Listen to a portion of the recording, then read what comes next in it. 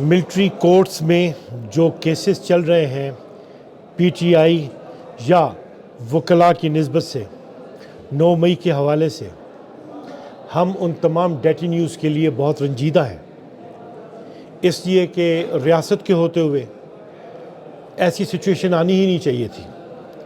लेकिन मैं बिलखसूस बात करना चाहता हूँ बैरिस्टर हसन नियाज़ी के मुतालिक। बैरिस्टर हसन नियाज़ी हमारे इंसाफ लॉयर्स फोरम के फोकल पर्सन थे, जो कि पीटीआई और इंसाफ लॉयर्स फोरम के दरमियान रब्त का काम करते थे। उनकी काविशें मुल्क भर में वकला को मोबिलाइज़ करने की निस्बत बड़ी नुमायाँ थी।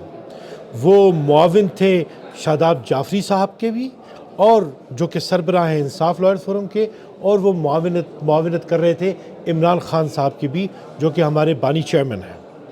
और लॉयर्स मूवमेंट को एक्सेलरेट करने के लिए, उसमें जान डालने के लिए उनका किरदार था। शब और रोज़ मेहनत थी उनकी। फिर हमने ये भी देखा कि उन्हें भी धर लिया गया। 9 मई के वाक़यात की निस्बत उन पर भी इल्ज़ाम ठहराया गया, उन्हें गिरफ़्तार किया गया हज़ारा जुरिस्डिक्शन से। और फिर हमने उनके वालिद साहब को भी परेशान देखा इस निस्बत से कि उन्हें अपने बेटे के वेयर अबाउट्स का पता ही नहीं चल रहा था।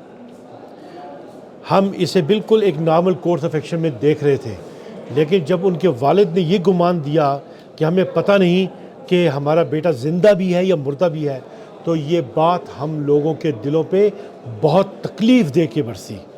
इसी सिलसिले में मैंने बतौर secretary general ILF Pakistan Peshawar high court में पिटीशन फ़ाइल की है, और मैंने पूरी कॉन्स्टिट्यूशनल हिस्ट्री को वहाँ पे कोट करते हुए अदालत से ये उम्मीद की है कि रे ऑफ होप हमारे लिए सिर्फ और सिर्फ अदलिया है।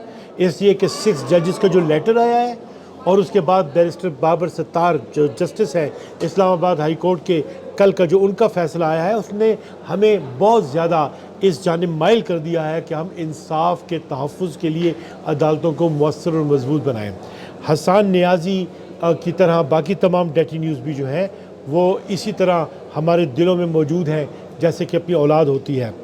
मैं दुआ गो हूँ अपने हसन नियाज़ी की ज़िंदगी और उसकी लिबर्टी और फ्रीडम के लिए, बाकी तमाम डेटिन्यूज़ की तरह।